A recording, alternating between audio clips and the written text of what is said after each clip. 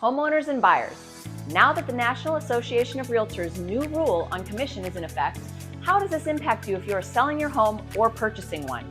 First, it is important to know commission structures have always been a key part of the real estate transaction, and also commission or compensation has always been negotiable.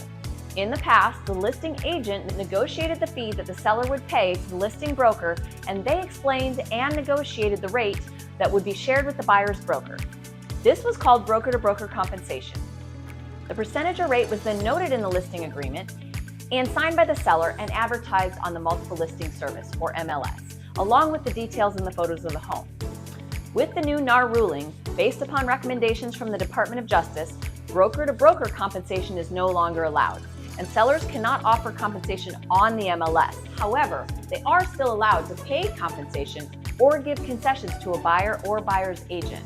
Now, understand every state is handling this differently. There are over 600 MLSs, and each MLS is also handling it differently.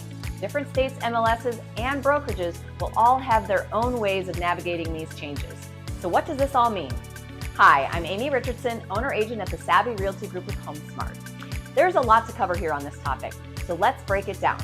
First off, for sellers, these changes in commission could mean a shift in the financial dynamics of selling a home. With this new commission structure, sellers may now find themselves negotiating commissions differently when hiring their listing agent. Now more than ever, it is going to be important to hire the right agent that stands apart from the competition and offers the best value for their compensation. Sellers will need to focus on agents who can provide not just a good rate, but also exceptional service, negotiation, and marketing expertise. This will help ensure that their homes sell quickly with the most favorable terms for the seller. Our firm will be advising on the pros and cons of the commission structure, and each scenario is different.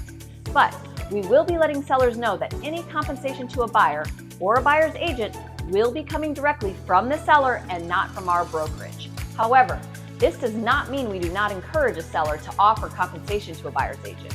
For buyers, the new commission structure will also have a significant impact.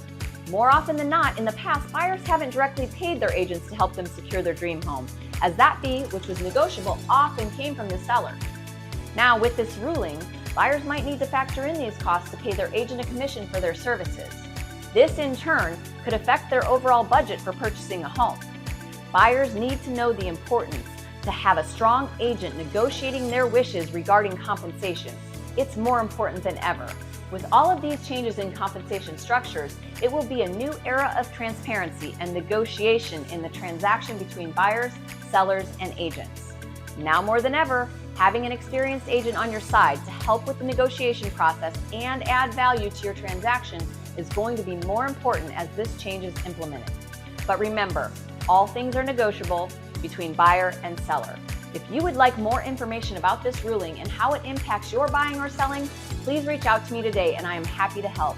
Amy Richardson, Savvy Realty Group, and remember, important decisions require savvy solutions.